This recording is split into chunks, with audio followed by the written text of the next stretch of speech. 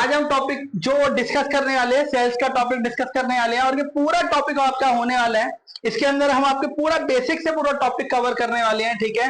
और साथ साथ जो हम है PYQ जो आपके प्रीवियस ईयर में जो क्वेश्चन आए हुए हैं टॉपिक के एंड में हम आपसे वो क्वेश्चन भी डिस्कस करने वाले हैं कि आपके जो इंपॉर्टेंट क्वेश्चन है, टॉपिक तो आपने पढ़ लिया लेकिन ये बताएगा कौन कि लास्ट ईयर के क्वेश्चन कैसे कैसे आएंगे। तो वो कौन बताएगा, हमें बताएंगे आपको कि आपको PYQ कैसे प्रिपेयर करने हैं और आपको एक टॉपिक से मैक्सिमम क्वेश्चन कितने करने की रिक्वायरमेंट होती है।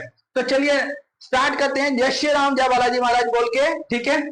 तो सपोज ये आप देख सकते हैं यहाँ पर एक बहुत सारा मतलब बहुत सारी चीजें रिप्रेजेंट की गई है। Discovery of the cell, the things around are the thing around us are either living or non living। मतलब जो हमारी चीजें होती हैं वो दो तरीके की डिपेंड करती हैं, एक लिविंग और एक होती है नॉन लिविंग। लिविंग का नाम से भी पता लग सकता है कि लिविंग वो चीजें होती हैं जो जीवित होती हैं और नॉन लिविंग वो होती हैं जो नॉन लिविंग होती है, जैसे लाइक टेबल चेयर जिनके अंदर कोई भी एक्टिविटी नहीं होती। तो डिस्कवरी ऑफ द सेल अगर हम बात करें, let us talk about a few non living things. Discovery of the cell, observe the following of the structure. कुछ स्ट्रक्चर है जिनको हम फॉलो करते हैं, that is the building, car. They look very different from each other, के दोनों एक दूसरे से बहुत अलग डिफरेंट दिखते हैं मॉन्यूमेंट, लेकिन ये सारे के सारे क्या है, they are different shape and size. इस शेप में भी और साइज में भी क्या है, डिफरेंट है। But do they have any common properties? इनमें एक कॉमन प्रॉपर्टीज कौन कौन सी हो सकती है? जो कॉमन प्रॉपर्टीज हैं ये सारे के सारे क्या है, नॉन लिविंग है, ठीक है। तो अब बात करते हैं, they all are the made of the bricks. ये सारे के सारे किससे बने हैं? ब्रिक्स से बने हैं। Bricks are the basic building of blocks. मतलब किसी भी चीज बिल्डिंग बनाने के लिए, जैसे मॉन्यूमेंट्स हैं, हमारे बिल्डिंग्स हैं, हमारे टावर्स हैं, ये सबको बनाने के लिए क्या चाहिए होती है? ब्रिक्स चाहिए होती है। यानी कि ब्रिक्स क्या है, इसकी सबसे स्मॉल यूनिट है। अब अगर हम बात करें, similarly there are the millions of the living beings on this earth. तो अगर इसी तरीके से जैसे नॉन लिविंग है तो लिविंग भी बहुत सारे हैं हमारे यहाँ पर। अब लिविंग में जो बहुत सारे हैं, जैसे काव है, ह्यूमंस हैं, एनिमल्स हैं, बर्ड्स हैं, बहुत अलग अलग तरीके के लिविंग्स हैं अर्थ पर। तो ये भी किसी ना किसी एक स्मॉल यूनिट से मिलकर बने होंगे। डिफरेंट फ्लावर्स हैं हमारे, डिफरेंट एनिमल्स हैं, डिफरेंट फ्रूट्स हैं। They also differ in the size and shape। तो ये भी क्या है, साइज में भी अलग है और हमारे शेप में भी अलग है। तो अब इसकी भी एक स्मॉल यूनिट रही होगी। This building blocks are called as the cell. अब जो सारे लिविंग थिंग्स जिससे मिलकर बनी हुई हैं उसको हम क्या बोलते हैं? सेल्स बोलते हैं, ठीक है। अब सेल्स जो होती है हमारी, but they are made of the same building blocks. लेकिन आप कह सकते हो ये भी बिल्डिंग ब्लॉक्स की तरह ही होती है, ब्रिक्स की तरह होती है। यानी कि जो भी चीजें होती हैं वो सारी की सारी हमारी किससे मिलकर बनी होती हैं? सेल्स से मिलकर बनी होती है। अब डिस्कवरी ऑफ द सेल्स की अगर हम बात करें, that is the Robert Hooke 1665 के अंदर इसने ऑब्जर्व करी थी। किसके अंदर से करी थी?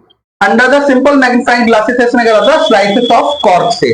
तो ये क्वेश्चन बहुत पूछा जाता है एग्जाम के अंदर कि किसने डिस्कवरी सेल्स करी थी। देखो क्वेश्चन जो आते हैं आपके एग्जाम में जनरल नॉलेज के अंदर या जीएस के अंदर, आपके कैसे कैसे क्वेश्चन आ सकते हैं कि डिस्कवरी ऑफ द सेल्स किसने करी थी, कौन से सन में करी थी। तो आपके लिए पहला इंपॉर्टेंट क्वेश्चन क्या बन जाता है?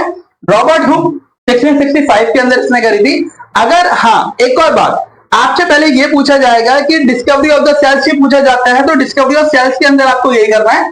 रॉबर्ट हुक 1665 यानी कि 1665 के अंदर इसने करी थी। हाँ, अब मैं आपको ये बताऊंगा कि ये सेल्स की डिस्कवरी करने के बाद क्या हुआ था। एक लिविंग सेल से लगती, क्योंकि ये जो सेल डिस्कवरी की गई थी ये डेड सेल्स थी। और किसके अंदर से की गई थी? स्लाइस ऑफ कॉर्क के अंदर से, ठीक है। नेक्स्ट हम बात करते हैं, cork is the part of the bark of tree. ये ट्री का पार्ट होता है। He notice partial boxes and the compartments in the cork slice. आप देख सकते हैं ये जो कॉर्क क्या होती है, जो पेड़ की जो छाल होती है, ऊपर की जो कवर होता है जो ब्राउन का होता है, उसको कॉर्क कहते हैं। उसके अंदर से जो डिस्कवरी की गई थी सेल्स की, सबसे पहले किसने करी थी? रॉबर्ट हुक ने करी थी। किसमें करी थी? 1665 के अंदर। This box appear the honeycomb. ये हनीकॉम्ब जैसे रखते थे। He also noticed that the one box was separated from the other box। एक बात, ये हनी भी जैसे हनी भी होता है, यानी कि जो मधुमक्खी का छत्ता होता है, वो क्या होते हैं, सारे बॉक्सेस एक दूसरे से सेपरेट होते हैं। मतलब होते तो सेम ही है लेकिन सारे एक दूसरे से सेपरेट होते हैं। जैसे कि आप देख सकते हैं इसमें ब्लॉक्स बने हुए हैं। इसी के बेस पे व्हाट हुक ऑब्जर्व, हुक ने क्या ऑब्जर्व करा, as boxes are the cells in the कॉक were the actually dead cells. ये जो सेल्स थी मैंने पहले भी बताया, ये कौन सी सेल्स थी, डेड सेल्स थी। Hooke coined the terms of the cell for each box. अब देखो डेड सेल्स थी और हुक ने कॉइन करा है कि ये सेल्स क्या है, ईच बॉक्स है, हर बॉक्स में क्या है, सेल्स है। मतलब सेल्स को आप कह सकते हो बॉक्सेस भी कहा जा सकता है, ठीक है। तो बॉक्सेस का मतलब जो होता है वो सेल्स भी होता है। डिस्कवरी ऑफ द सेल्स के में अब हम बात करते हैं, cells of the living organism could be observe only after the discovery of improve microscope. ये माइक्रोस्कोप जब हमारे पास आया तभी हम किसी भी सेल्स को क्या कर पाए, ऑब्जर्व कर पाए, उसको देख पाए अच्छे तरीके से। अब very little was known about the cells of the next 150 year after Robert Hooke observation. यानी कि 1665 में सबसे पहले डिस्कवरी किसने करी थी, रॉबर्ट हुक ने करी थी। Today we known as the lot of about the cell structure. अब हम बहुत सारे सेल स्ट्रक्चर जानते भी हैं और उनके फंक्शन की भी हम जानते हैं कि सेल्स कितने कितने तरीके की होती है, because improve microscope having the high magnification. अब जो हमारे पास अब करंटली जो माइक्रोस्कोप है उनकी मैग्निफिकेशन बहुत हाई है, यानी कि वो बहुत ही छोटी चीज को भी जूम करके अच्छे तरीके से हम देख सकते हैं, बिकॉज जो रिसोर्सेज है वो डेवलप हो चुके हैं अच्छे तरीके से। नेक्स्ट है the cells in the living world organism different from the one another but all are made of the cells. सारे लिविंग थिंग्स क्या होते हैं, अलग अलग तरीके से दिखते हैं, लेकिन सारे के सारे किससे बने होते हैं, सेल्स से बने होते हैं। अब हम बात करें जैसे सपोज एनिमल्स हैं, बर्ड्स हैं, ये सारे के सारे सेल्स से बने होते हैं। Cells in the living organism are the basic structure of unity. कभी भी अगर बेसिक स्ट्रक्चर के बारे में बात करें तो वो हर एक लिविंग पार्ट का कौन सा होता है, सेल्स ही होता है, ठीक है। Cells in the living organism are the complex living structures, ठीक है। कुछ कॉम्प्लेक्स होती हैं, and the cells are the made of many little organs with them called as the organs. दोबारा से, as they are cells are made of the many little. जो cells होती है वो बहुत अलग अलग छोटी छोटी चीजों से मिलकर क्या होती है, ऑर्गन से मिलकर बनती है। Within the dam called is the organs, उसको हम क्या करते हैं, ऑर्गन्स कहते हैं। अब इसी के मॉडल 2 के बारे में हम बात करते हैं, cell number, shape and size. How does the scientist observe and the study the living cells. अब जब साइंटिस्ट ने आफ्टर सम टाइम क्या करा, इसको स्ट्रक्चर को क्या करा, पूरी तरीके से एनालाइज करा, तो उसने देखा कि वो जो डिस्कवरी की गई थी वो डेड सेल्स थी। किसने करी थी, रॉबर्ट हुक ने 1665 के अंदर। तो अब लिविंग सेल्स कौन सी हो सकती है, they use a microscope which is the magnified object. अब उन्होंने किसका यूज करा, माइक्रोस्कोप का यूज करा ऑब्जेक्ट को देखने के लिए। Stain are use in the colour. अब उन्होंने देखा कि यहां पर उन्होंने कलर यूज करे इस पे, उसको प्रॉपरली अच्छे तरीके से देखने के लिए। Part of the cell study of the detail structure. हर एक सेल्स के पार्ट को भी अब क्या किया गया, स्ट्रक्चर को स्टडी किया गया, पार्ट को भी स्टडी किया गया। Living organism are from a different shape and size. अब लिविंग ऑर्गेनिज्म जितने थे वो थे सारे के सारे क्या थे, अलग अलग थे देखने में भी। The organ also vary shape, size and the number of cells. अब ऐसा भी था कि जो लिविंग पार्ट से उनके नंबर ऑफ सेल्स अलग थे, दूसरे लिविंग पार्ट के नंबर ऑफ सेल्स अलग थे, यानी कि सब में बहुत ज्यादा डिफरेंशिएट था, लेकिन एक कॉमन थिंग थी कि सबके अंदर लिविंग थिंग्स के अंदर क्या होती है, सेल्स होती ही है। Let us study about some of them. अब हम उसके बारे में कुछ स्टडी करते हैं। Number of cells, human body has the trillions of cells which vary shape and the size. इसमें क्या होती है, ट्रिलियंस, यानी कि अगर हम मान के चले, ट्रिलियंस का मतलब होता है लगभग आप अगर हिंदी में बात करें कि 30 करोड़ से ज्यादा जो होती है, 300 करोड़ से लगभग। तो ये जो ट्रिलियंस होते हैं हमारे, ये सेल्स हमारी बॉडी के अंदर होती हैं, जिन और सारी की सारी जो ट्रिलियन सेल्स होती है वो हम बात करें जिनका साइज भी अलग है, जिनकी शेप भी अलग है, ठीक है। Different row of the cells perform variety of function. अलग जो सेल्स होती हैं वो अलग अलग तरीके से परफॉर्म करती है हमारे यहाँ।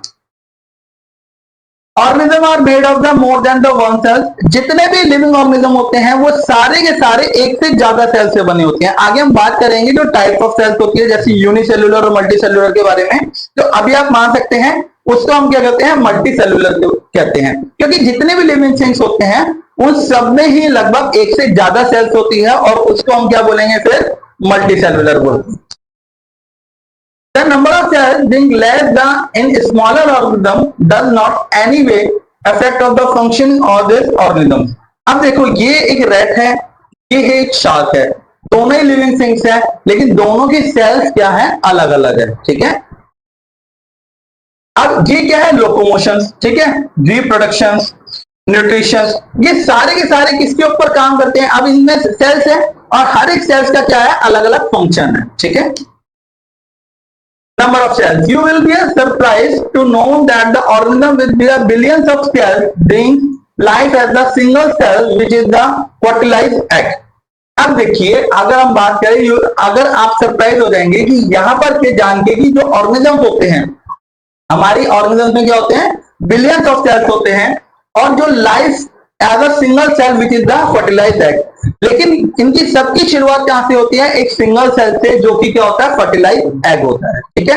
ये सारी फीमेल बॉडीज में होता है, और ये सारी फीमेल बॉडीज में जो सेल्स होता है, यानी कि जो अगर हम बात करें रिप्रोडक्शन सेल्स जो होता है या फिर एग सेल्स जो होता है, सेल्स एक ही होते हैं, लेकिन ये डेवलप होने के बाद क्या होते हैं, मल्टी सेलुलर में क्या हो जाते हैं, कन्वर्ट हो जाते हैं। नंबर ऑफ सेल्स, अब आप देख सकते हैं, अब यहां पर the fertilised egg cells multiple and the number of cells increase the development process. सबसे पहले जो फर्टिलाइज्ड एग सेल होता है वो क्या होता है, मल्टीपल होता है, एंड नंबर ऑफ सेल्स को क्या कर देता है, इंक्रीज करता है और डेवलप करता है उस सारे प्रोसीजर को। यहां से आप देख सकते हैं, जैसे कि एक पर्टिकुलर एग है, फर्टिलाइज्ड एग, वो कन्वर्ट होगा, यहां से देखो डेवलप होता है, यहां से डेवलप होगा एंड देन पूरे तरीके से किस में कन्वर्ट हो जाएगा, मल्टी सेलुलर के अंदर, ठीक है। The single cell organisms are called as the unicellular. मैंने आपको स्टार्टिंग में बताया अभी थोड़ी देर पहले कि मल्टी सेलुलर होता है और हमारा क्या होता है, यूनिसेलुलर होता है। अब यूनिसेलुलर नाम से भी पता लग रहा है जिसमें एक ही टाइप की क्या होती हैं, सेल्स होती हैं। अब इसमें न्यूट्रिशन, इसमें सिर्फ बात करते हैं न्यूट्रिशन की और रिप्रोडक्शन के बारे में। अगर जैसे अमीबा इसका बहुत अच्छा एग्जांपल होता है, and single cell organism perform all of the necessary function that multicellular organism perform. All single cell organism perform all is the necessary. अब इसके अंदर क्या होता है कि यहाँ पर सारी सेल्स को क्या होता है, परफॉर्म करना नेसेसरी होता है, that the multicellular organism perform, जिससे वो क्या कन्वर्ट कर पाए, मल्टीसेलुलर फंक्शन को कन्वर्ट कर पाए, ठीक है। A single cell called organism like the amoeba capture the digest food. आप देख सकते हैं ये कैसे डाइजेस्ट करेगा फूड को। अब आप देख सकते हैं कि यहाँ पर ये जनरली एक बात ध्यान दें कि ग्रीन वाला अभी इसके अंदर आया, इसने ऑब्जर्व करा, फूड डाइजेस्ट करा, और जो वेस्ट मटेरियल वो ये कर रहा है, थ्रो कर दिया। आप ये प्रोसेस देख सकते हैं कि ग्रीन अंदर ऑब्जर्व हुआ, उसने खाया और उसके बाद वेस्ट मटेरियल को क्या कर दिया, थ्रो कर दिया। That is the respire, exceed, grow and the reproduce.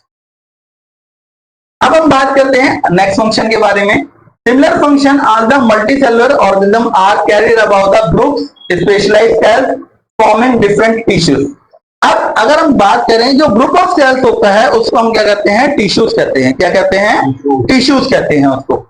तो ग्रुप ऑफ स्पेशलाइज्ड सेल्स जो होते हैं, यानी कि जो स्पेशलाइज्ड सेल्स होते हैं, यानी कि जो सेल्स एक ही तरीके का वर्क करने वाले हैं, उनका एक ग्रुप बना दिया जाता है और उन्हीं ग्रुप को हम क्या कहते हैं, टिश्यूज कहते हैं, ठीक है। आप देख सकते हैं ये अलग अलग टिश्यूज है। सपोज दैट अगर हम बात करें, देखो आप देख सकते हैं ये हमारा जो हृदय होता है मानव का, यानी ह्यूमन का हार्ट होता है, ब्रेन है। अब ये सारी क्या है, यहाँ इसके अंदर क्या है, tissues in the turn form organ, और टिश्यू किस में टर्न हो जाते हैं, ऑर्गन्स में। जो पर्टिकुलर जैसे ग्रुप ऑफ सेल्स हमारी क्या होती है, टिश्यूज होती है, और ग्रुप ऑफ टिश्यूज को हम क्या कहते हैं, ऑर्गन कहते हैं, और ऑर्गन्स हमारी बॉडी पार्ट को बनाते हैं। यानी कि जैसे हार्ट है वो एक ऑर्गन्स है, ब्रेन है वो एक ऑर्गन है, स्टमक है वो एक ऑर्गन है। तो ये सारे ऑर्गन्स के ऑर्गन किससे मिलके बने हैं, टिश्यू से मिलके बने हैं, और टिश्यू किससे मिलके बने हैं, सेल से बनके। Very good. How do you define the shape of amoeba in the figure. अगर आप अमीबा की शेप देखें तो कैसे बनाएगा, you may be that the shape appear the irregular. ये क्या होती है, इनरेगुलर होती है, मतलब इसकी कोई फिक्स शेप नहीं होती। In fact, unlike that other organism, amoeba has no different shape. Amoeba की क्या होती है, कोई भी डिफरेंट, मतलब no different shape. No different shape यानी कि इनरेगुलर होती है, किसी भी तरीके से हो सकती है, तो कोई फिक्स इसमें नहीं होती। ऑलमोस्ट सारे एक जैसे दिखते हैं अमीबा। अब आप देख सकते हैं ये माइक्रोस्कोप से जो देखा गया है ये अमीबा होता है। अमीबा मिलता कहाँ है ये भी मैं आपको बता देता हूं। जो पॉल्यूटेड वाटर होते हैं, जैसे सपोज आप देखते हैं जो रिवर्स पानी होता है, जो रिवर का पानी होता है, जो कुछ कुछ पॉल्यूटेड होते हैं उसके अंदर से क्या होते हैं ये अमीबा मिलते हैं। जो झील का पानी होता है, लेक का जो लेक वाटर जो होते हैं उसके अंदर भी अमीबा मिलते हैं। It keeps changing its shape, ये अपनी शेप क्या करता रहता है, बदलता रहता है। मतलब ये ऑलरेडी कोई फिक्स शेप में नहीं होता। This is because the projection of the varying length protecting out of this body। अब आप देख सकते हैं ये इसको देखा गया है, ये वाटर के अंदर मिलता है। These are called as the Pseudopodea। Pseudopodea का मतलब होता है Pseudo मतलब false and the podia is the feet, यानी कि false feet इसको कह सकते हैं। इसका मतलब होता है कि डिफरेंट अलग अलग तरीके से दिखना, ठीक है। क्योंकि ये फॉल्स मतलब इसकी कोई फिक्स शेप नहीं होती। क्यों नहीं होती? सिंगल सेलुलर होता है, अपने इनरेगुलर शेप पे काम करता है। तो अगर आपसे एग्जाम में क्वेश्चन भी पूछा जाएगा कि अगर क्वेश्चन आ जाता है कि व्हाट अबाउट द पैसेपोडिया, तो पैसेपोडिया मतलब उसका अगर सिमिलर वर्ड आता है, यहां से वर्ड आपका जीके का भी बनेगा और इंग्लिश का भी बनेगा। सिनोनियम आ जाए तो फॉल्स फीट भी लिख सकते हो इसका, क्योंकि पैसेपोडिया है। अब जो पेसिडो होता है उसका मतलब होता है false and podia it the feet, ठीक है। स्पेलिंग एरर में भी आ सकता है, ध्यान से देख लेना इसकी स्पेलिंग क्या होती है, ठीक है। अब ये मिलता कहां पर है? क्यों? क्योंकि इसको फॉल्स फीट कहते हैं और ये किसमें होता है? अमीबा में होता है। और अमीबा क्या होती है? इर्रेगुलर शेप होती है। तो क्वेश्चन आपका जो बनने वाला है एग्जाम में, क्वेश्चन बोलता है कि what is the living thing are in regular shape, तो उसमें अमीबा दे सकता है, ह्यूमन दे सकता है, एनिमल दे सकता है, बर्ड दे सकता है, कुछ भी दे सकता है। तो आपका एक प्रॉपर्ली क्लियर होना चाहिए जो सिंगल सेलुलर है लाइक अमीबा, ये हमारा क्या होगा? पैसेपोडिया होगा, that is the irregular shape, यानी कि फॉल्स फीट में रहेगा। तो यहां से आपको लगभग ये क्वेश्चन ये सारे मैं आपको बताता रहूंगा, आपको अपनी तरफ से कुछ भी नहीं पढ़ना, जितना बताता हूं उतना पढ़ोगा। नेक्स्ट है pseudopodia is the fascinate movement the capturing of food in amoeba. अब वो अपना फूड कैसे कैप्चर करता है? देखो इसके अंदर आप देख सकते हो ये फूड आया, इसने ये कैप्चर करा और उसके कैप्चर करने के बाद वो क्या कर देगा? थ्रो कर देगा। यहां से आप देख सकते हैं इसको कलर प्रेजेंटेशन से, ये ग्रीन इसके अंदर ऑब्जर्व हुआ। ऑब्जर्व करने के बाद ये क्या करेगा? अपने अंदर पूरे तरीके से डाइजेस्टेड कर देगा और डाइजेस्टेड करने के बाद बिल्कुल वेस्ट मटेरियल, और जो इसके लिए वेस्ट मटेरियल होगा वो क्या कर देगा? यहां से थ्रो कर देगा, ठीक है। A white blood cells in human blood in another example of single cell which can be a change its shape। अब देखो दूसरी बात, जितने भी मैंने अभी बताया कि जो सिंगल सेलुलर होते हैं यानी कि यूनिसेलुलर होते हैं वो अपनी शेप बदलते रहते हैं। अमीबा ना बहुत यूनिक एग्जांपल है, बहुत सारी जगह पूछा भी जाता है। अब इसका एक और एग्जांपल हमने लिया है white blood cells. White blood cells क्या होते हैं? ह्यूमन के अंदर होते हैं। इसका एक और एग्जांपल हम कर देते हैं, जो सिंगल सेल होता है which can be change its shape. हमारी बॉडी के अंदर अगर ये भी क्वेश्चन पूछा जा सकता है कि which unicellular in human body is a irregular shape, तो आपको एक बात याद रखनी है, दैट इज द WBC यानी कि व्हाइट ब्लड सेल, जिसकी रेगुलर इनरेगुलर शेप होती है, जिसकी शेप बिल्कुल फिक्स नहीं होती। बट WBC सेल ये क्या है? एक सेल है, और अमीबा क्या है? एक फुल फ्लेज ऑर्गेनिज्म है। याद रखना अगर क्वेश्चन पूछा जाएगा कि सेल्स के बारे में तो फिर WBC पे जाना है, और अगर पूछा जाएगा that is the full fledge organism के बारे में तो आपको अमीबा टिक करके आना है। क्वेश्चन वो किसी भी तरीके से पूछ सकते हैं एग्जामिनर, क्योंकि एग्जामिनर को पता है, एग्जामिनर आपसे ज्यादा स्मार्ट है, वो क्वेश्चन घुमाएगा, लेकिन आपको उसके दिमाग से चलना है जिससे आप सारे क्वेश्चनों के लिए क्या रहो? पूरे तरीके से प्रिपेयर रहो, ठीक है। Generally cells are the round, spherical and elongated. Generally क्या होते हैं? सेल्स क्या होते हैं? या तो राउंड होते हैं, या स्फेरिकल होते हैं, या क्या होते हैं? एलोंगेटेड होते हैं। Some cells are long and pointed at the both ends. कुछ क्या होते हैं? लॉन्ग होते हैं और क्या करते हैं? दोनों एंड पे क्या करते हैं? पॉइंट्स करते हैं, ठीक है। They exhibit the spindle shape, इसको हम क्या कहते हैं? That is the spindle shape. Cells sometime are the quite long, कुछ टाइम पे क्या हो सकते हैं? सेल्स बहुत बड़े हो सकते हैं। Some are the branches like the nerve cells are the neuron. अच्छा, न्यूरॉन बहुत इंपॉर्टेंट रोल प्ले करता है ह्यूमन सेल्स के अंदर। तो ये क्या होती हैं, कुछ ब्रांचेस होती हैं, that is nerve cell. Nerve cells को क्या कहा जाता है, न्यूरॉन कहा जाता है। एग्जाम में ये भी क्वेश्चन होता है, so what is the nerve cell, या फिर पूछ सकते हैं another name of the nerve cell, that is the neuron. ये बात याद रखना। The nerve cell receive and the transfer messages. There is a helping to control and coordination with the working of different parts of the body. देखो neuron का काम क्या होता है, एक छोटा सा बच्चा जो थोड़ा डेवलप हो चुका है, 4-5 महीने का हो चुका है, अगर आप उसको डांटते हो तो वो रोने लग जाता है। क्यों रोने लग जाता है, क्योंकि उसकी बॉडी के अंदर जो नर्व सेल है वो डेवलप हो रहा है। अब नर्व सेल्स क्या होता है, मैंने आपको बताया कि नर्व सेल्स जो सेल्स होते हैं, सेल्स ऑफ ग्रुप टिश्यू होता है, और टिश्यू ऑफ ग्रुप क्या होता है, ऑर्गन्स होता है। तो जो न्यूरॉन होता है ना, न्यूरॉन बेसिकली जो वर्क करता है, कैसे करता है, न्यूरॉन देखता है कि अगर सामने वाले की तरफ से कोई अटैकिंग पोजीशन है हमारे पे, या हमें नुकसान पहुंचाने वाला है, वो सबसे पहले किस ऑर्गन को वो करता है, मैसेज कन्वे करता है, माइंड को। और माइंड कहता है कि यहां से खतरा है। अब देखो छोटा बच्चा जनरली भाग नहीं सकता, तो वो रोना स्टार्ट कर देता है। सॉरी। अब हम बात करते हैं लगभग थोड़े बड़े बच्चे के बारे में, यानी कि जो लगभग 4 से 5 साल का है। अगर 5 साल का बच्चे है, जैसे अगर आप उसकी तरफ बॉल फेंकते हो और उसको क्रिकेट खेलना या किसी भी स्पोर्ट्स में खेलना नहीं आता, तो वो बचने की कोशिश जरूर करेगा। जब वो बचने की कोशिश करेगा, यानी कि सबसे पहले आंखों ने देखा, आंखों ने देख के किसको, जो न्यूरॉन्स है, न्यूरॉन्स को एक्टिव करा, न्यूरॉन्स एक्टिव करके माइंड के पास गया, माइंड से मैसेज कन्वे हुआ, और कन्वे से हाथों को मैसेज आया। जब बॉल आएगी हम अपनी तरफ हाथ उठाएंगे, ना कि पैर उठाएंगे। क्यों, क्योंकि हाथ किस लिए उठाएंगे, क्योंकि मैसेज कन्वे हुआ है माइंड से कि हमें इसको हाथों से रोकना है।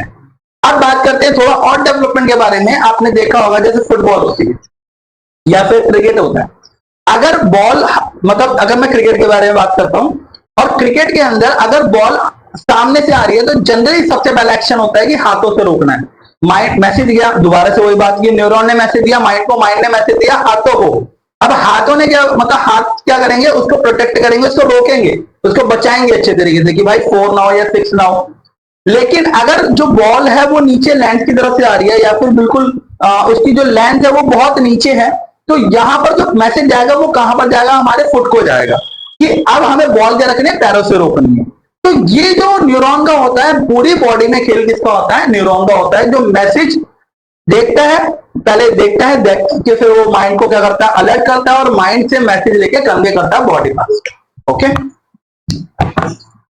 Shape of the cell, component of the cell are enclose in a membrane. ये क्या होते हैं, मेम्ब्रेन के अंदर एनक्लोज होते हैं।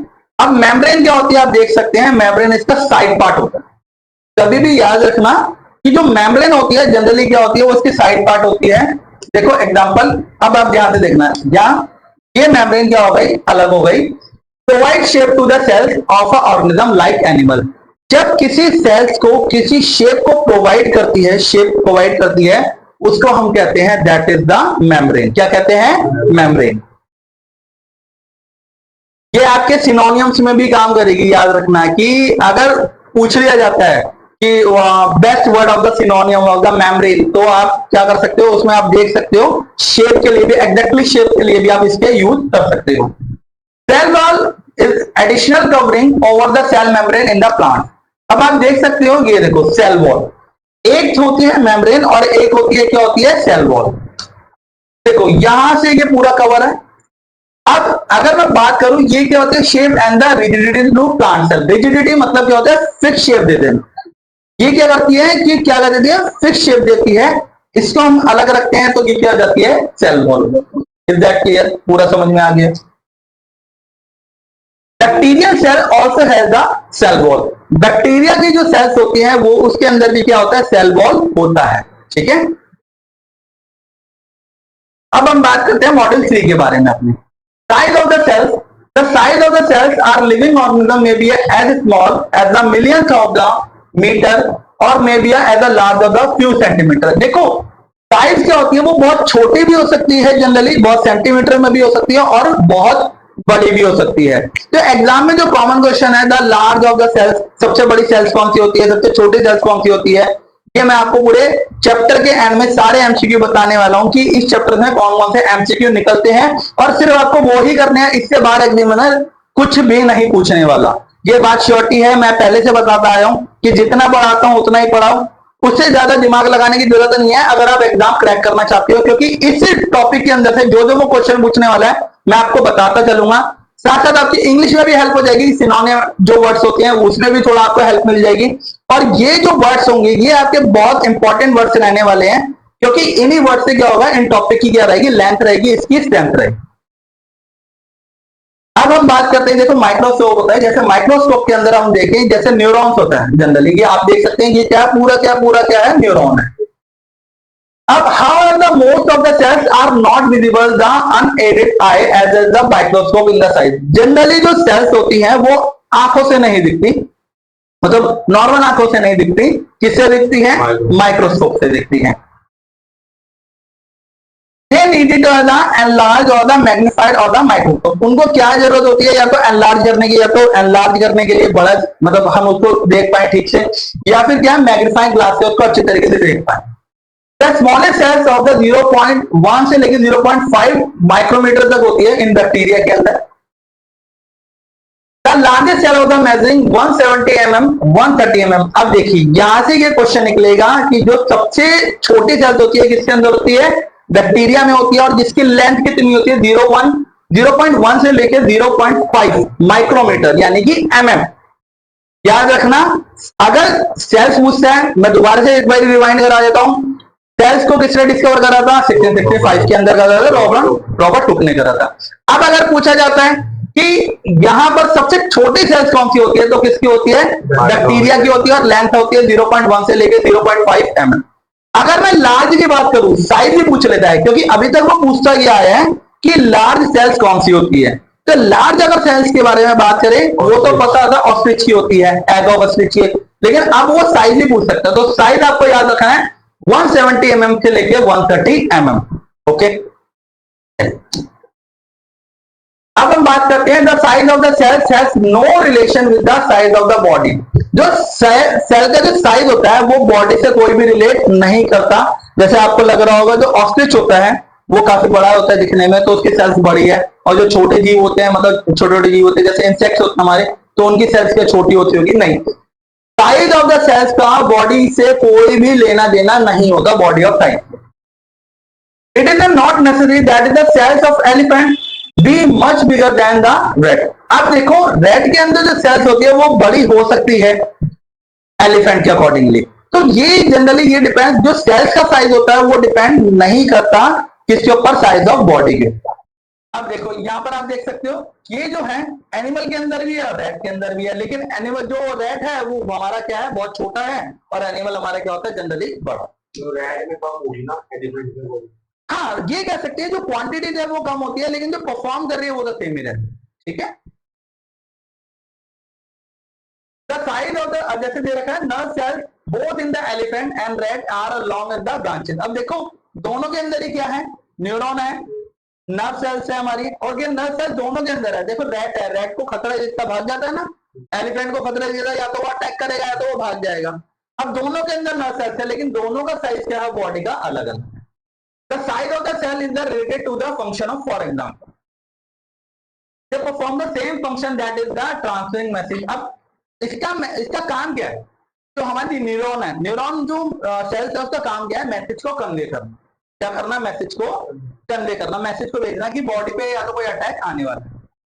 Cell structure and the function, each living organism have the many organs. बहुत सारे ऑर्गन्स होते हैं हर एक लिविंग पार्ट के अंदर। देखो काव है, मछली है, कबूतर है, बहुत सारे हैं यहाँ के अंदर। Each organ has the system of the perform different function such as digestion, assimilation and the observation.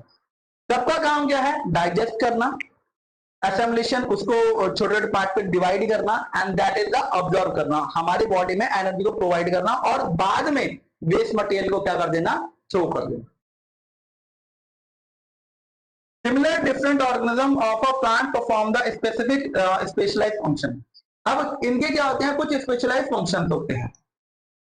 For example अब अगर हम बात करें, root help in the observation of water and the mineral. Roots क्या होते हैं, ये हेल्प करते हैं किसमें, एब्जॉर्ब करने में वाटर और मिनरल्स को। leaves and the responsible for the synthesis of the food by the process of the photosynthesis. photosynthesis एक बहुत अच्छा वो प्रोसेस होता है जिसके अंदर फूड जो प्लांट होता है वो अपना क्या करता है, फूड खुद का प्रोड्यूस करता है। तो जीके के अंदर आपसे ये भी पूछा जाता है by the which process plant make on food. तो आपको क्या करना है, फोटोसिंथेसिस, ये बात याद रखनी है। ये क्वेश्चन भी यहां से निकलेगा कि फोटोसिंथेसिस क्या होता है, वो प्रोसेस होता है जिससे प्लांट क्या करता है, खुद का फूड बनाता है, जिसको हम कहते हैं ऑटोट्रॉफ। क्या कहते हैं, ऑटोट्रॉफ कहते हैं।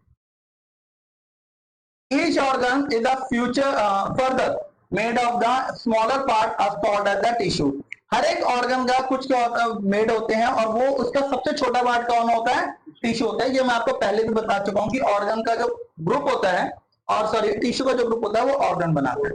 अब आप देख सकते हैं यहाँ पर जो क्या है, हार्ट है हमारे, यहाँ पर ये क्या है, जो प्लांट है हमारे, ये सारे के सारे एक लिविंग ऑर्गन है, और ये ऑर्गन किससे मिलके बने हुए हैं, टिश्यू से मिलके बने हुए हैं। A tissue is a group of similar cells performing the specific function। हाँ, लेकिन एक बात ये होती है कि कोई भी जो टिश्यू होता है उसमें सेम तरीके की सेल्स रहती है। The cells in the living organism is a basic structure of unit। और सेल क्या होती है, किसी भी चीज का basic structure of unit. The basic component of a cell, cell membrane, cytoplasm and the nucleus। अब सेल मेम्ब्रेन मैं आपको बता चुका हूं क्या होती है। साइटोप्लाज्म के बारे में हम बात करते हैं, साइटोप्लाज्म होता क्या है। देखो अगर आप देख सकते हो ये क्या है, अब साइटोप्लाज्म होता है, इसके अंदर का जो ये पूरा दे रखा है, स्ट्रक्चर दे रखा है, ये सारा आप देख सकते हो, ये सारा का सारा क्या है, साइटोप्लाज्म होता है। और अगर हम बात करें न्यूक्लियस क्या होता है, देखो जो सेंटर होता है ना, ये दिखा रहे हैं, ये हमारा क्या होता है, न्यूक्लियस होता है। तो आपको सेल मेम्ब्रेन पता लग गया, जो एजेस होती है, साइटोप्लाज्म पता लग गया, अंदर का जो स्ट्रक्चर होता है, और न्यूक्लियस क्या होता है, जो इसका मेन सेंटर होता है। अब हम बात करते हैं सेल स्ट्रक्चर एंड इसके फंक्शन के बारे में। इसमें हम बात करने वाले हैं सेल मेम्ब्रेन, सेल वॉल और साइटोप्लाज्म के बारे में। प्लाज्मा मेम्ब्रेन और सेल मेम्ब्रेन क्या होता है, cytoplasm and nucleus are the enclosed with the cell membrane and called is the plasma membrane. आप देख सकते हैं ये जो साइटोप्लाज्म होता है, ये हमारा क्या होता है, generally nucleus are the enclosed in the cell membrane and called is the plasma membrane. इसको हम प्लाज्मा मेम्ब्रेन कहते हैं। आप देख सकते हैं ये न्यूक्लियस है, ये हमारा साइटोप्लाज्म है जो अंदर का लिक्विड है, और इसको हम जो बोलते हैं प्लाज्मा मेम्ब्रेन, यानी कि ये जो नीचे टिन के नीचे जो लिक्विड होता है, इसको हम किस नाम से जानते हैं, that is the plasma membrane. अच्छा, क्वेश्चन ये बन जाता है कि सेल मेम्ब्रेन होती क्या है, व्हाट इज सेल मेम्ब्रेन, आगे फिल इन द ब्लैंक्स, तो that is the plasma membrane. ठीक है, the membrane separates cell from the one another and also cell from the surrounding medium। अब देखो जो क्या होती है, अगर आप इसको थोड़ी और बेसिक भाषा में समझें, जो क्या कर देती है, इसको सेपरेट कर देती है, क्या, separate cells from one another, मतलब दूसरी से क्या करती है, प्रॉपर्ली सेपरेट कर देती है, उसको हम कहते हैं cell from the surrounding medium. अब आप देखो, जैसे ये देख सकते हो इसके अंदर, अब ये जो है, ये अंदर का ये अलग है, और बाहर का जो चीजें हैं ये पूरी अलग है। अंदर आप देख सकते हो ये सारा पॉइंट अलग है, बट बाहर का जो मेम्ब्रेन है ये अलग है, तो इसको हम कहते हैं that is the plasma membrane. The plasma membrane is the porous and the allow the movement of the substance of material both inward and outward। अब आप देख सकते हैं, जैसे देखिए ये प्लाज्मा मेम्ब्रेन है, ये क्या कर रही है, इसके अंदर अलाउ कर रही है इनवर्ड और आउटवर्ड भी, यहां से आ भी रहा है और यहां से जा भी रहा है। ये आप देखोगे प्लाज्मा मेम्ब्रेन है। अब यहां से जो पार्टिकल्स है, एनर्जी जो है वो यहां से एब्जॉर्ब कर रही है, और वहां पर देखो एक और है, वहां से क्या कर रही है, थ्रो कर रही है। यानी कि प्लाज्मा मेम्ब्रेन से कोई भी रिसोर्सेज, कोई भी इनपुट आ भी सकते हैं और आउटपुट जा भी सकते हैं। ये प्रॉपर्ली क्लियर होगी। अब the cell membrane give the shape to the cell, और सेल मेम्ब्रेन क्या करती है, किसको शेप देती है, सेल्स को शेप देती है। अब हम बात करते हैं द सिला एंड द फ्लैगेला। अब ये होता क्या है, some cells have the some small extension of their cell membrane. उसके जो सेल्स होती हैं उसके अंदर क्या होती है, स्मॉल एक्सटेंशन होती है, ये उसको हम क्या कहते हैं, that is the cell membrane, और सेल मेम्ब्रेन पे होती है उसको आप क्या बोलेंगे, यूनिसेलुलर ऑर्गेनिजम्स होती हैं, इसको हम बोलते हैं पैरामोमियम हैव द न्यूमरस सिला। जो ये होती है न्यूमरस सिला, न्यूमरस सिला यानी कि आप देख सकते हैं ये है सपोज। अब इसके बाद क्या होते हैं न्यूमरस सिला, अब मैं आपको पूरा बेसिक से समझाता हूं। दैट इज द न्यूमरस सिला होती क्या, सिला या फ्लैगुला होता क्या है। कुछ सेल्स होती ऐसी हैं जिसके अंदर स्मॉल एक्सटेंशन होते हैं, किसके अंदर, उसके सेल मेम्ब्रेन के अंदर। यूनिसेलुलर ऑर्गेनिज्म के पास क्या होता है, पैरामोनियम हैव द न्यूमरस सिला। जो यूनिसेलुलर होते हैं उनके पास क्या होता है, सिला होता है। क्या होता है, सिला। अभी बताते हैं इसके सिला क्या, आप प्रॉपर्ली अभी पहले इसको आप देखिए, फिर आपको प्रॉपर्ली डाउट है तो आप उससे डिस्कस कीजिए, ठीक है। एंड सिंगल फ्लैगुला, अब आप देख सकते हैं ये क्या है, सिंगल फ्लैगुला। अब they help in the locomotion and the collection of food. ये किस चीज में हेल्प करती है, लोकोमोशन में। लोकोमोशन का मतलब होता है उसको मूव करने में, and collection of food, food को कलेक्ट करने में। यानी कि देखो डाउट तो आएगा ही, बहुत अलग सा नाम है ये, सिला एंड द फ्लैगुला। इसके अंदर क्या होता है, अब देखो आप देख रहे हो फूड क्या कर रही है, एब्जॉर्ब कर रही है, और यहां पर क्या कर रही है, कलेक्शन ऑफ फूड कर रही है, दैट लोकोमोशन भी कर रही है। तो ये सारी चीजें किसमें काम आती है, हमारी सेल्स में काम आती है। अब सेल वॉल जो होती है, अब ये क्लियर है, जो होती है फ्लैगुला और सेला, ये क्लियर है अच्छे तरीके से। सेल वॉल जो होती है in addition the cell membrane. अब देखो यहां पर क्या होती है, जो सेल मेम्ब्रेन के अंदर जो वॉल होती है इसको हम कहते हैं सेल मेम्ब्रेन। एक होती है प्लाज्मा मेम्ब्रेन, एक होती है सेल मेम्ब्रेन। प्लाज्मा मेम्ब्रेन अलग होती है, सेल मेम्ब्रेन अलग होती है। There is the an outer thick layer, ये आउटर थिक लेयर होती है सेल्स के अंदर, प्लांट सेल्स के अंदर, जिसको हम कहते हैं सेल वॉल। एक और बात, किसके अंदर होती है, ये प्लांट सेल के अंदर होती है। क्वेश्चन आ जाता है, cell wall present in dash, plant cell, animal cell, human cell, किसी भी तरीके से एग्जांपल पूछ सकता है। तो आपको एक टारगेट पे हिट करना है, that is the plant cell पे। This addition layer surrounding the cell membrane is required by the plant for protection. ये सेल वॉल क्यों होती है, कि उनको प्लांट्स को क्या मिल पाए, प्रोटेक्शन मिल पाए। Protection against the variation light किस किस से मिल सकती है, टेम्परेचर से। देखो टेम्परेचर बढ़ रहा है, अब बहुत बारी टेम्परेचर बहुत हाई होता है, तो अगर हम उनको टाइम टाइम पे क्या कर पाए, मतलब जैसे पानी देते हैं, ठीक है, और उसके अंदर जो दवाइयां होती हैं वो डालते रहते हैं, खाद डालते रहते हैं, तो ये सारे जो फर्टिलाइजर है वो यूज करते रहते हैं, तो हमारा प्लांट बहुत अच्छी तरीके से बचा है, ठीक है। क्लाइमेट, इस तरीके से बारिश हो रही है, हाई विंड स्पीड, बहुत तेज हवा आ रही है, ये सारी मेम्ब्रेन, ये जो मेम्ब्रेन होती है, ये सारी चीजों से क्या करते हैं, इसको बचाता है। एटमॉस्फेरिक मॉइस्चर, मॉइस्चर हो जाता है बहुत ज्यादा कभी कभी। Plants are the expose this variation because they can not be move. और ये सारी चीजें क्यों होती है, क्योंकि प्लांट मूव नहीं कर सकते। The observe cell wall cell the leaf peels of the tradescantia and the elodea और rhoeo can be use the sample. अब एग्जांपल समझते हैं हम, ये आप देख सकते हैं ये एक प्लांट है, ये भी एक प्लांट है जिसकी लीव्स है, ये भी एक प्लांट है जिसकी लीव्स है। अब ये क्या होता है, साइटोप्लाज्म है इसके अंदर, ये क्या है, हमारा साइटोप्लाज्म है। और it is the jelly like the substance present between the cell membrane and the nucleus. ये जेली में होती है जिसके जो न्यूक्लियस के अंदर, और क्या होता है कि इसके जो न्यूक्लियस होता है और हमारा सेल मेम्ब्रेन होता है, उसके अंदर जो होता है वो साइटोप्लाज्म होता है। Various other the component and the organs of cells are the present in the cytoplasm. Various other component, बहुत सारे component और organs present होते हैं किसके अंदर, साइटोप्लाज्म के अंदर। These are the mitochondria, Golgi bodies and the chloroplast etc. ये organs कौन कौन से होते हैं, mitochondria, Golgi bodies and the chloroplast, ठीक है। अच्छा एक और बात, एक क्वेश्चन और पूछ लिया जाता है कि by the which process or by the which organs the green color of the leaf। तो यहां पर आपको जाना है क्लोरोप्लास्ट से, कि क्लोरोप्लास्ट की वजह से ही क्या होता है, जो पत्तियां होती हैं, लीव्स होती हैं, उनका कलर क्या होता है, ग्रीन होता है, ठीक है। माइटोकॉन्ड्रिया आप देख सकते हैं, power house of a cell, बहुत इंपॉर्टेंट क्वेश्चन है, आप पे पूछा ही जाएगा। Power house of a cell that is the mitochondria. Golgi bodies, ये देखो ये जो लेयर दे रखी है ना, that is the Golgi bodies. And chloroplast, ये क्या है देखो, ये क्या हमारा सारा ग्रीन कलर जितना भी हो रहा है, ये हमारा क्या है, अच्छा इसको क्या बोलेंगे, ये क्या होता है, न्यूक्लियस, इसको हम क्या बोलेंगे, न्यूक्लियस। अब you will be learn about them the later in class, ये आप थोड़ा क्या करोगे, अगले चैप्टरों में आप पढ़ने वाले हो, अगले टॉपिक जो हम इससे रिलेटेड डालेंगे उसमें आपको ये मिलने वाले हैं।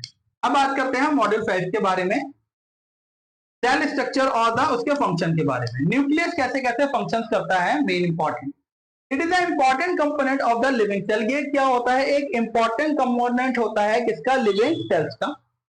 न्यूक्लियस आप देख सकते हैं, अभी मैंने पूछा, इसलिए मैंने पूछा था क्योंकि आपको पता होना चाहिए, सेंटर है, आपने कहा सेंटर, इसका मतलब क्या होता है, न्यूक्लियस, और न्यूक्लियस के फंक्शंस क्या क्या होते हैं। It is generally spherical and located in the centre of the cell, ये क्या होता है, स्फेरिकल होता है और सेंटर में होता है, देखो ये हमेशा क्या होता है, ऑलमोस्ट सेंटर में ही रहता है।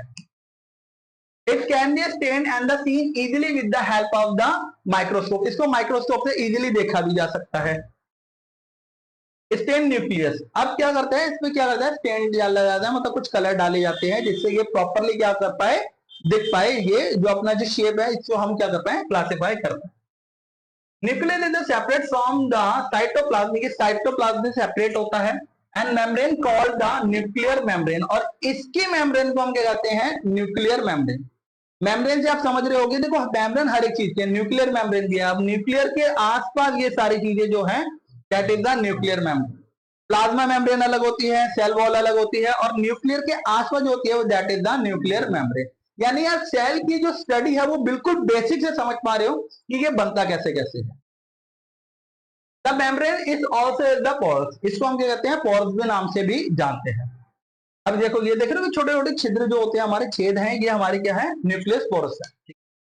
This membrane also called the porous. आगे दे रखा है, this allow the movement of the material between the cytoplasm and inside of the nucleus, ये अलाउ करता है किसको, मूवमेंट को, मटेरियल बिटवीन द साइटोप्लाज्म और इनसाइड द न्यूक्लियस, न्यूक्लियस के अंदर मटेरियल को मूवमेंट करने में, ठीक है, क्योंकि हर एक चीज को एनर्जी चाहिए होती है, मूवमेंट होगी तभी एनर्जी क्या होगी, पास आउट होगी, वेस्ट मटेरियल क्या होगा, बाहर जाएगा। सो with the microscope of the higher magnification we can see the smaller spherical body in the nucleus। अब आप देख सकते हैं ये हमारा क्या होता है, it is called at the nucleus, इसको हम क्या कहते हैं, न्यूक्लियस कहते हैं। In addition nucleus contains the thread like the structure of the chromosome, अब ये क्या करता है, क्रोमोसोम का क्या करता है, स्ट्रक्चर बनाता है। अब आप समझेंगे कि क्रोमोसोम भी एक्चुअल में होता क्या है। देखो यहां पर ये पूरा दिख रहा है माइक्रोसोम, ये हमारे में क्या है, क्रोमोसोम, ठीक है। दिस कैरी द जीन्स, ये क्या करते हैं, जीन्स कैरी करते हैं। अब ये जीन्स कौन सी होती है, जीन्स पहनने वाली जीन्स नहीं है ये, हाँ, जो आपको आपके एल्डर से मिल रही है, ठीक है, वो आदतें नहीं, जैसे अब सपोज जब बच्चा छोटा होता है तो छोटे बच्चे सारे एक जैसे लगते हैं, लेकिन जब बच्चा बड़ा होता है, लड़की लड़का जब बड़े होते हैं, हाँ, तो वो अपने फैमिली मेंबर से, जो फैमिली मेंबर होते हैं उनसे लगभग क्या होते हैं, मैच कर पाते हैं ना, वो कहां से मिलते हैं, that is this call are the genes. इस क्रोमोसोम को हम क्या कहते हैं, जीन्स ही कहते हैं, जो हम अपने पेरेंट्स की चीजें कर पाते हैं। सपोज किसी के जैसे बहुत हाइट में लंबे हैं उसके पापा, उसके फादर बहुत हाइट में लंबे हैं, तो वो क्या रहेंगे, वो भी हाइट में लंबा है लड़का, तो उन्होंने क्या करा, अपने फादर के जीन्स फॉलो कर। और ये क्या होते हैं, in addition nucleus contain the thread like the structure, ये एक धागा कंटेन करता है जो कि क्या होता है, जीन्स होता है, जिसको हम क्या कहते हैं, क्रोमोसोम के नाम से जानते हैं, ठीक है। जीन्स हेल्प द इनहेरिटेंस, देखो आप देख सकते हैं इनहेरिटेंस यानी कि किसी भी चीज को क्या करना, लगभग उसके जैसा दिखाई देना। Transfer the character from the parent of the offspring, offspring मतलब आने वाली जो जनरेशन होती है, आने वाली जो श्रेणी होती है, उसके अंदर क्या होते हैं, ये जीन्स ट्रांसफर होते रहते हैं। The chromosomes can be seen only when the cell divided, chromosome तभी देखे जा सकते हैं जब क्या हो जाती है, सेल डिवाइडेड हो जाते हैं। अच्छा, एक और बात, सेल डिवाइड कब होते हैं? जब यूनिसेल्युलर होता है और उससे क्या हो जाता है? मल्टीसेल्युलर। टॉपिक के स्टार्टिंग में मैंने आपको बताया भी था कि सेल डिवाइडेड होते हैं, और सिंगल सेल्युलर होता है हमारा कौन सा? एग फर्टिलाइजर, जो मल्टी सेल्युलर में क्या हो जाता है? डेवलप हो जाता है। अब आप देखिए ये सेल डिवाइड, देखो अब आप देख सकते हैं ये सेल डिवाइड हो रहे हैं धीरे धीरे करके। अब आगे दे रखा है जीन। ये होते क्या है? Gene is the unit of the inheritance in the living organism. ये क्या होते हैं? जीन क्या होते हैं? ये एक यूनिट ऑफ इनहेरिटेंस है, जो कि क्या होती है? लिविंग ऑर्गेनिज्म में पाई जाती है। अब आप देखिए ये सारे, देखो ये सारे क्या, अब जैसे इवन प्लांट्स भी सारे जैसे हैं, ये देखो। अब इसके अंदर ये जो मटर का जो पौधा है, आपको अगर मैं याद दिला दूं, हेर्जी सिस्टम होता था हमारा, ठीक है, मेंडलीफ होता था। मेंडलीफ के जो टॉपिक था वो यही था कि जीन्स क्या होते हैं? डिवाइड होते हैं। वो मैं आपको पूरा जीन्स का एक टॉपिक अच्छे तरीके से और समझाऊंगा, जिसमें आपको जीन्स प्रॉपरली अच्छे तरीके से प्रॉपरली क्लियर हो जाएंगे, ठीक है। तो अभी फिलहाल के लिए मानते हैं कि जीन्स हमारे क्या था? यूनिट ऑफ इनहेरिटेंस होता है, जो हमें आपके पेरेंट्स से मिलता है। आप देखिए कि ऑलमोस्ट देखिए सेम है, ये जो डॉग्स है सेम है। मटर, अच्छा मटर का हमने यहाँ पर बीज डाला तो मटर के पौधे उसी के जैसे होंगे ना। अब ऐसा तो नहीं होगा कि आम का बीज डाला, मतलब आम की गुठली डाली हमने और पेड़ किसी और चीज का हो जाएगा, नहीं होगा, क्योंकि हम वो क्या करते हैं? जीन्स वही फॉलो करेंगे। Transmission of the genetic qualities from the parents to the offspring. It control the transfer of the hereditary characteristics of the parents of offspring. अब आप देख सकते हैं जैसे कि पेरेंट्स से तो बच्चे भी लगभग उन्हीं के जैसे दिखाई देते हैं। This means that your parents pass some of their characteristics on you. यानी कि ये वो कैरेक्टरिस्टिक्स होते हैं जो पेरेंट्स आपको पास करते हैं। अब देखो आई देख सकते हो आप, बहुत बारी बच्चों के साथ आई मिलती है, पता लगता है, क्योंकि वो क्या कर रहे हैं? उन्हीं की जीन्स क्या कर रहे हैं? फॉलो कर रहे हैं।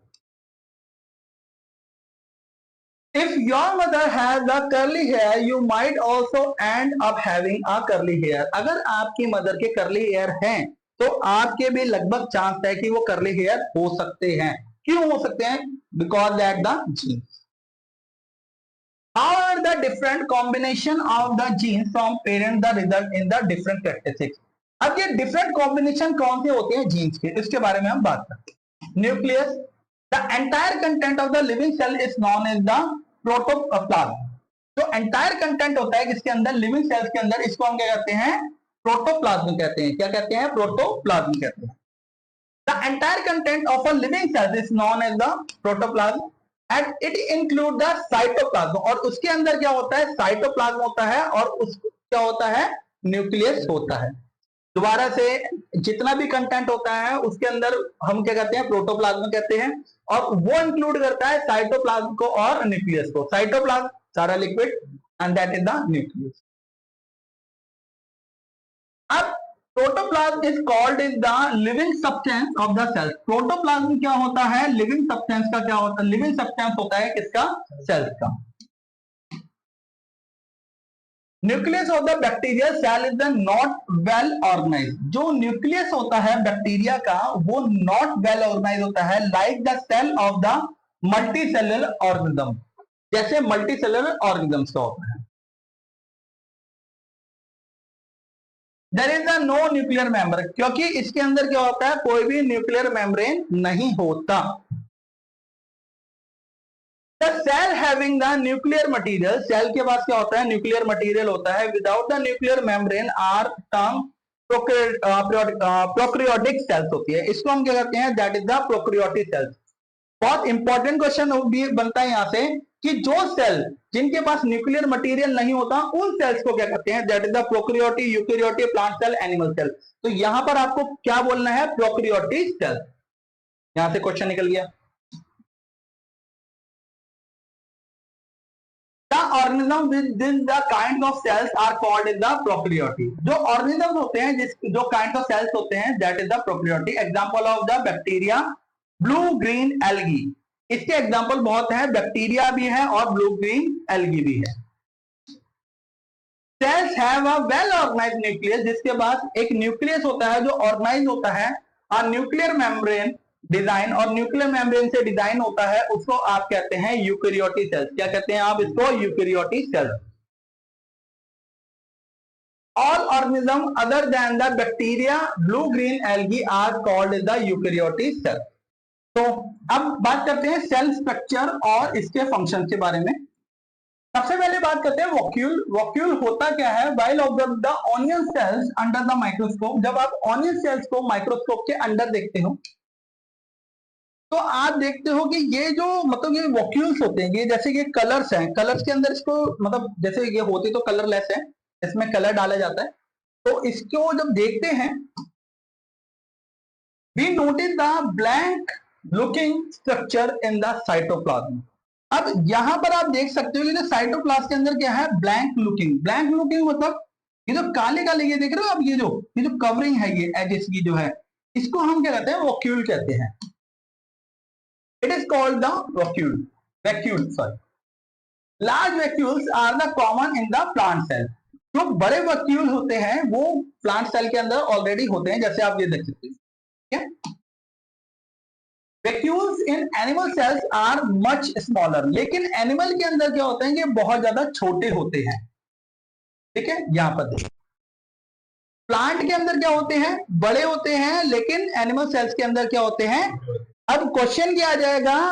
Where is the small vacuole presented? तो आपको क्या लिखना है? स्मॉल के बारे में बात आता है तो क्या बोलेंगे? एनिमल, और अगर लार्ज के बारे में बात आती है that is the plant. Very good.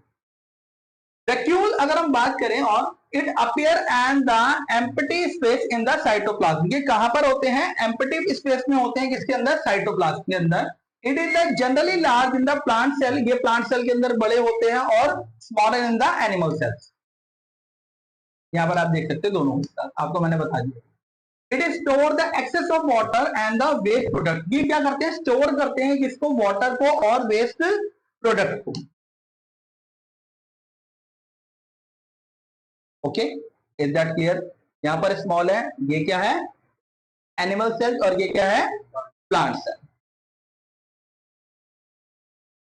In amoeba food material held in the food vacuole in the digestion. Amoeba के अंदर जो फूड मटेरियल होता है वो फूड वैक्यूल करता है।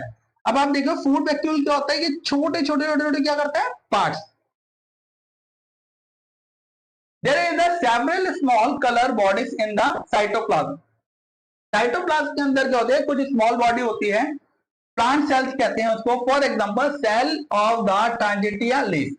अब आप देख सकते हो ये जो लीव्स है, ये जो दे रखा है, यहां पर अगर इसको हम माइक्रोस्कोप से देखें, यहां देखो छोटे छोटे वकील दे रखे हैं, ये छोटे छोटे छिद्र दे रखे हैं, ये हमारे क्या होते हैं? वैक्यूल होते हैं। ठीक है, इसको हम इसके आगे क्या होता है? There is a several small colour bodies.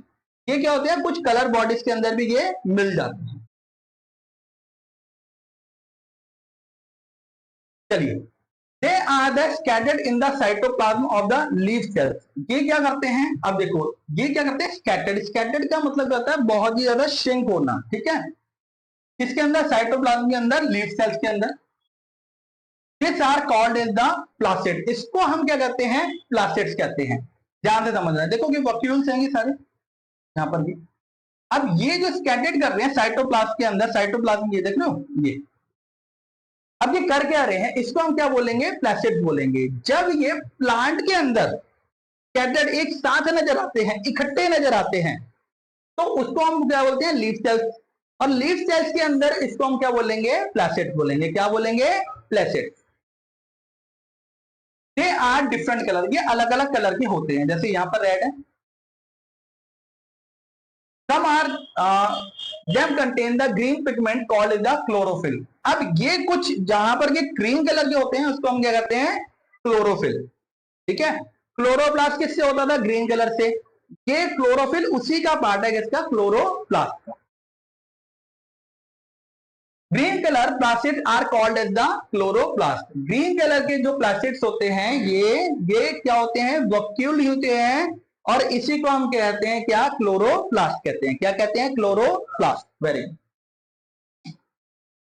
अब mitochondria, this are the rod shape और द स्फेरिकल स्ट्रक्चर। ये क्या होते हैं? रॉड शेप का होता है, या फिर क्या होता है? इसको स्फेरिकल स्ट्रक्चर होता है, सिलेंडर जैसा दिखता है ये। They are the present in the large number in the cell, ये बहुत लार्ज नंबर में प्रेजेंट होते हैं किसके अंदर, सेल्स के अंदर। डिफरेंट द साइकोलॉजिकल एक्टिविटीज, क्योंकि एक्टिविटीज उसको बहुत करनी पड़ती है साइकोलॉजिकल, दैट इज द, ये लार्ज नंबर में यहाँ पर प्रेजेंट होते हैं किसके अंदर, सेल्स के अंदर, mitochondria. These are the responsible for the cellular respiration and the generating energy. Energy generate करने के लिए और रेस्पिरेशन के लिए इसकी बहुत जरूरत पड़ती है।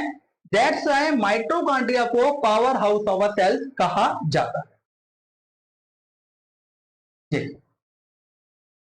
ठीक है, and this are also called as the power house of a cell, यानी कि ये आपके एमटीएस में, सीडीएस में, सीएचएसएल में बहुत बारी के क्वेश्चन पूछा जा चुका है कि power house of a cell that is the mitochondria. अब हम बात करते हैं मॉड्यूल 7 के बारे में, जिसके अंदर हम पढ़ने वाले हैं सेल स्ट्रक्चर और फंक्शंस। ठीक है, सबसे पहले हम बात करेंगे एंडोप्लाज्मिक रेटिकुलम।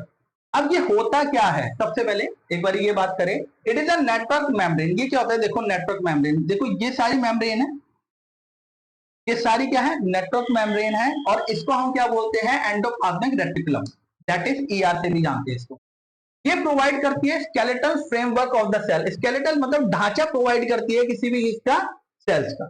ठीक है, देखिए यहां पर ये सारी आ गई। अब ये इसने क्या करा, इसको मतलब न्यूक्लियस को क्या कर लिया, प्रोटेक्ट कर लिया, क्योंकि ये ढांचा प्रोवाइड कर रही है हर एक चीज का। Ribosome, this are the tiny granules present in the cytoplasm. Cytoplasm के अंदर भी क्या होता है, बहुत टिनी ग्रेन्यूल्स होते हैं, उसको हम कहते हैं क्या, राइबोसोम्स कहते हैं। चलिए ये देखते हैं। अब आप देख सकते हैं ये सेल्स है, इसके अंदर ये है, और इसके अंदर ये, इसके अंदर ये है, ध्यान से समझना, ये सेल्स है। अगर सेल्स की बात करें, ये जो छोटे छोटे वैक्यूल्स हैं, ये हमारे क्या है, हमारे एंडोप्लाज्मिक रेटिकुलम है। अब ये हमारी ये क्या है, ये मेम्ब्रेन है, नेटवर्क मेम्ब्रेन है, जिसको हम रेटिकुलम कह रहे हैं, और इसके अंदर का पार्ट, ये जो पार्ट्स है ना, ये हमारा क्या होता है, राइबोसोम। क्या होता है, राइबोसोम।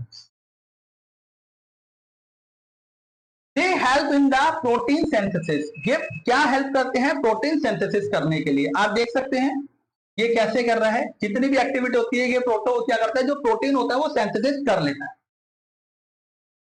अब हम बात करते हैं गोल्जी कॉम्प्लेक्स के बारे में। They are the scale like structure stacked one above the another. अब देखो आप ये देख सकते हैं, ये गोल्जी कॉम्प्लेक्स है। अब अगर हम इसको बात करें, जैसे ये दे रखा है, ये जो शेप्स हैं, ये हमारे क्या है, नेटवर्क मेम्ब्रेन था, जिसको रेटिकुलम कहते हैं। दे स्टोर द मटेरियल, ये क्या करते हैं, मटेरियल स्टोर करते हैं, which are produce by the cell, जो सेल्स क्या करता है, प्रोड्यूस करता है। यानी कि गोल्जी क्या काम करता है, जो सेल क्या करता है, प्रोड्यूस, मटेरियल प्रोड्यूस करता है, ये क्या करते हैं, ऑब्जर्व करते हैं, अपने स्टोर करके अपने पास रखते हैं। क्लियर है गोल्जी के काम। And they are the also called in the storehouse of a cell। चलिए power house of a cells तो आपने सीख लिया, ये एक बात याद रखना है, store house of a cells भी क्या होता है, हमारा गोल्जी होता है, जो एग्जाम में पूछा जाता है। नहीं, जो माइटोकॉन्ड्रिया होता है वो पावर करता है, वो एनर्जी प्रोवाइड करता है, और गोल्जी जो होता है वो स्टोर करता है, जो प्रोड्यूस मटेरियल करता है बाय द सेल। ठीक है, comparison of plant cell and animal cell, अगर हम इनको कंपेयर करें, बहुत क्वेश्चन निकलते हैं इसके अंदर से। अगर सेल मेम्ब्रेन प्लांट सेल के अंदर, ये देखिए ये होती है, प्रेजेंट होती है, और एनिमल सेल्स के अंदर भी क्या होती है, कि प्रेजेंट होती है। बहुत इंपॉर्टेंट क्वेश्चन है ये। सेल वॉल इसके अंदर प्रेजेंट होती है, लेकिन इसके अंदर एनिमल सेल के अंदर सेल वॉल प्रेजेंट नहीं होती। न्यूक्लियस, अगर हम बात करें, इसके अंदर न्यूक्लियस होता है, और एनिमल सेल के अंदर हमारा भी न्यूक्लियस होता है, यानी कि दोनों के अंदर क्या होते हैं, ये प्रेजेंट होते हैं। ठीक है, न्यूक्लियर मेम्ब्रेन, इसके अंदर न्यूक्लियर मेम्ब्रेन होता है, उसके अंदर भी न्यूक्लियर मेम्ब्रेन होता है, तो दोनों के अंदर के प्रेजेंट होते हैं। साइटोप्लाज्म, अब साइटोप्लाज्म इसके अंदर क्या होता है, ये सारा प्रेजेंट होता है, और इसके अंदर भी क्या होता है, प्रेजेंट होता है। साइटोप्लाज्म क्या होता है, अंदर का सारा जेली लिक्विड। प्लासिड्स इसके अंदर प्रेजेंट होती है, क्योंकि ये प्लांट सेल है, इसके अंदर एब्सेंट होती है, क्योंकि इसके अंदर प्लासिड्स होते ही नहीं। ठीक है, अब बात करते हैं वैक्यूल के बारे में। यहाँ पर क्या होता है, प्रेजेंट होता है लेकिन क्या होता है, लार्ज होता है, और इसमें भी प्रेजेंट होता है लेकिन क्या होता है, स्मॉल होता है। चलिए यहाँ आपका ये पूरा टॉपिक खत्म होता है। इसमें से जो ये क्वेश्चन जो आपके लास्ट ईयर में आ चुके हैं, जैसे एमटीएस में आ चुके हैं, आपके सीडीएस में आ चुके हैं, सीएचएसएल में आ चुके हैं, स्टेनोग्राफर में, रेलवे में, बहुत सारे क्वेश्चन ये जो रिपीट हो रखे हैं, अब हम इनके बारे में बात करने वाले हैं। तो क्वेश्चन हमारे पास जो रहेंगे इस टॉपिक से। और एक और बात मैं आपको बता दूं कि आपको सिर्फ इस टॉपिक से यही क्वेश्चन करने हैं, इसके अलावा और कोई क्वेश्चन आने नहीं वाले। तो कृपया करके आप सिर्फ ये क्वेश्चन करोगे तो आपके लिए बहुत बेस्ट होने वाला है। तो पहला क्वेश्चन जो हमारा रहेगा, which organs in the cells other than the nucleus contains DNA, centroid, Golgi partner, lysosome, mitochondria. मैं आपको सोचने का 5 सेकंड का टाइम दूंगा क्योंकि आप टॉपिक देख के आ रहे हैं। तो 1 2 3 4 5, इसका जो आंसर आने वाला है दैट इज द माइटोकॉन्ड्रिया, जो मैंने आपको टॉपिक में भी समझाया था कि mitochondria power house of a cell. ठीक है। सेकंड है, nucleus was discovered by, nucleus किसने डिस्कवर्ड किया था। देखिए क्वेश्चन ध्यान से पढ़ना है। बहुत बारी क्या होता है कि क्वेश्चन एग्जाम में आया कि न्यूक्लियस डिस्कवर्ड बाय, आपने बोला सर ने तो बताया था Robert Hooke. Robert Hooke cell के लिए था, न्यूक्लियस किसने डिस्कवर्ड करा था, रॉबर्ट डाउन, Leeuwenhoek, Robert Hooke, Schleiden and the Schwann. जो करा था रॉबर्ट डाउन ने इसका डिस्कवर करा था न्यूक्लियस का। ये क्वेश्चन कृपया करके याद रखें। ठीक है। अब क्वेश्चन नंबर 3 हम बात करने वाले हैं, which of the following is known as the power house of a cell. ये क्वेश्चन 10 बारी बता चुका हूं कि power house of a cell कौन सा होता है, दैट इज द माइटोकॉन्ड्रिया। तो इसका आंसर कराने वाला है answer number 3। Which of the following is the largest cells of the organelles, कौन सा पार्ट होता है हमारा ऑर्गन्स का जो सबसे बड़ा होता है, सेल्स का ऑर्गन्स कौन सा बड़ा होता है। तो इसका जो आंसर रहने वाला है, आपको मैं सोचने का भी टाइम देता हूं, आप मन में काउंट कीजिए, तब तक मैं आपको आंसर बता देता हूं। Chromosomes, mitochondria, plastid and the Golgi spits, Golgi body. तो इसका आंसर रहने वाला है प्लास्टिड, इसका रहने वाला है। ठीक है। जिसको आंसर ठीक हो वो नीचे कमेंट लिख देना कि हमारा ठीक है, जिनका गलत हो तो कृपया करके रिवाइज करें। ठीक है। अब question number 5, the outer most covering of plant cell is cell membrane, cell wall, tonoplast and the endoplasmic reticulum. The outer most plant जो प्लांट सेल्स होते हैं वो कौन सा होता है। तो इसका जो आंसर रहने वाला है, इसका रहने वाला है सेल वॉल। इसका जो मेन आंसर रहेगा, आउटर मोस्ट कवरिंग प्लांट जो होता है सेल्स का, वो क्या होता है, सेल वॉल होता है। नेक्स्ट है suicide bag of a cell, बहुत इंपॉर्टेंट क्वेश्चन है, बहुत बारी पूछा जाता है। Suicide bag of a cell कौन सा होता है, lysosome, ribosome, nucleosome, the Golgi body. तो इसका आंसर रहने वाला है लाइसोसोम। क्या होता है हमारा, सुसाइड बैग होता है। Okay. A plant cell differ from the animal in having, plant cell कैसे डिफरेंट होता है एनिमल सेल से, क्लोरोप्लास्ट से, सेल वॉल से, सेल मेम्ब्रेन से, या न्यूक्लियस से। तो आपको वही बात 5 सेकंड का टाइम देता हूं, आप मन में काउंट कर लीजिए। ठीक है। फिर मैं आपको इसका आंसर बताता हूं कि 7 का क्या आंसर रहने वाला है। चलिए काउंट कर लिया तो इसका आंसर सेल वॉल रहने वाला है। जो सेल वॉल है हमारी, ये हमारी क्या होती है, डिफरेंट होती है, एनिमल्स में अलग होती है, प्लांट्स में अलग होती है।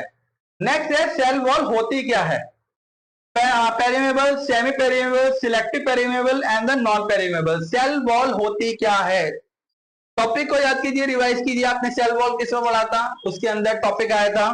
तो सेल वॉल जो रहने वाला है हमारा, कौन सा रहने वाला है, सोचिए इसका आंसर, सोच लिया आपने।